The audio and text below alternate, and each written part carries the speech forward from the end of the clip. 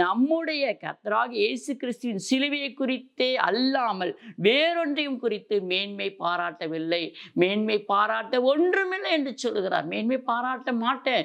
ஏன்னா எனக்காக தானே தேவன் சிலுவையில் அறையுண்டார். எனக்காக தானே அவர் ரத்தம் சிந்தினார்.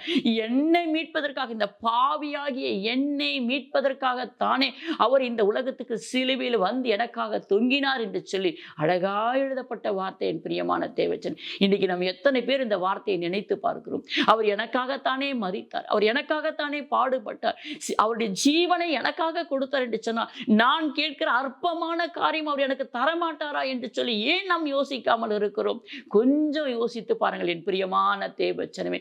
நமக்கு தருவார். ஏன்னா அவருக்கு தெரியும் நன்மையானதைத்தான் தாம் பிள்ளைகளுக்கு தர வேண்டும் என்று அவருக்கு தெரியும். பிரியமான தேவச்சனமே, நன்மையானதை அவர் தருவார். தம் பிள்ளைகளுக்கு நன்மையானதும் மேலானதை அவர் தருவேன் என்று சொல்லி வாக்கு பண்ணுகிறார்.